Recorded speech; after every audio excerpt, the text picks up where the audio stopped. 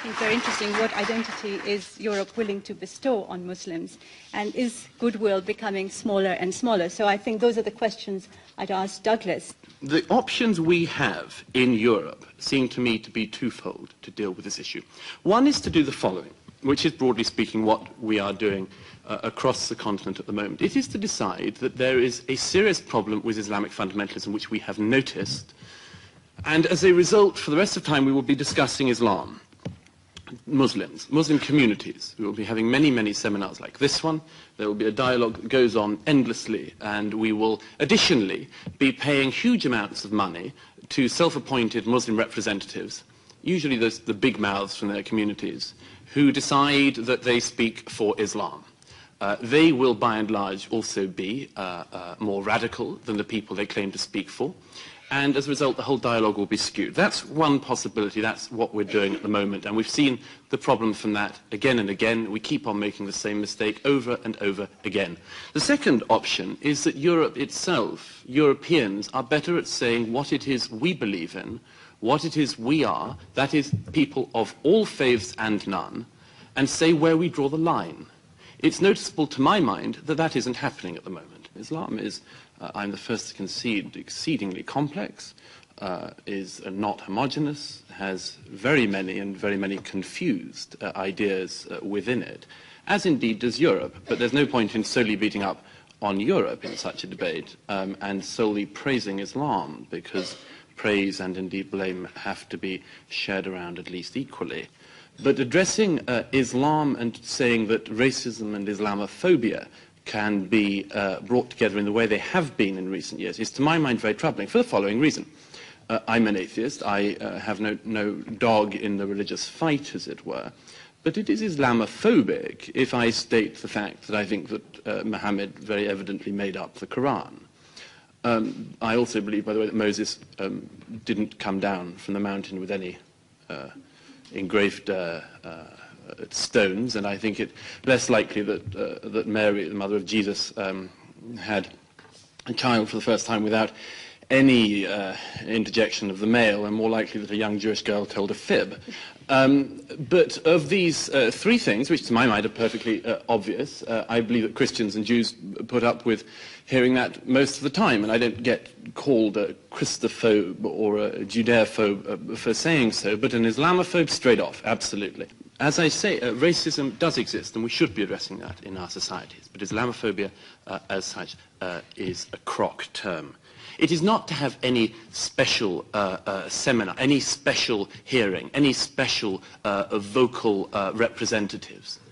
As an immigrant friend of mine always puts it, the moment when you know you're really integrated is when you realize that being a citizen consists of simply putting up with the same old crap the rest of us have to put up with. And that's it. We'll move on. Daniel, would you like to come in on some of the issues that our questioners have asked? I have never heard Douglas speak before. I have not even read anything what he have written. So it's the first time, well, I have read worse people than him, you know.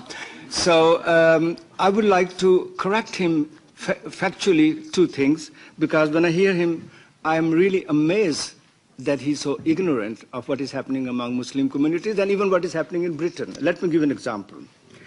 He says, Islam has many confused ideas, as has Europe. Now, a man of his stature is comparing a religion with a continent.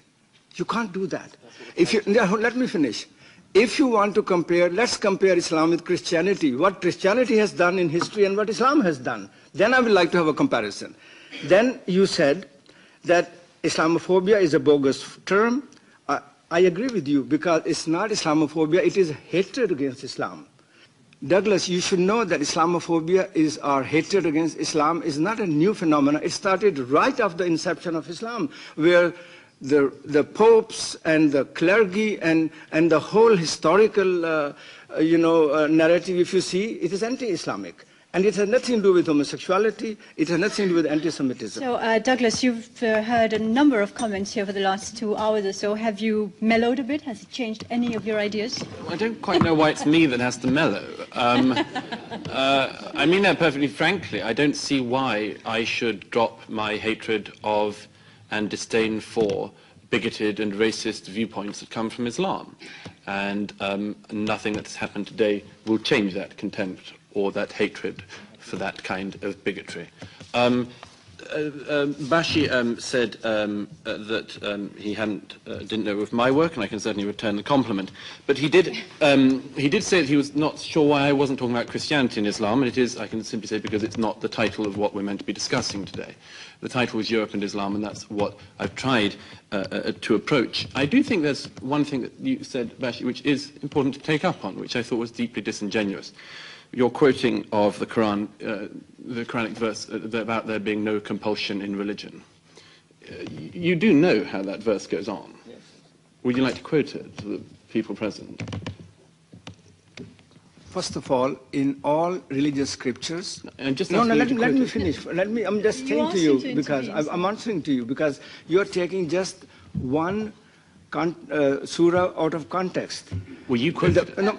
Okay, let's move on, please. Come on. One of the things I think we have learned from today, and some of us have agreed on, is that the approach of many of our governments at the moment is wrong. Our governments in Europe still too much think, in the same way as Kissinger said about Europe, which number do I dial to get Europe? And our leaders still continue to think, which number do I dial to get the Muslims? This is the wrong way to think about it. You don't dial numbers to get communities. They are just simply part of Britain or Europe, as Daniel said at the outset. We should be faith-blind as we are colour-blind. But the problem is that when you have the most reactionary, the most bigoted people, the most loudmouth people stepping forward, this is a problem.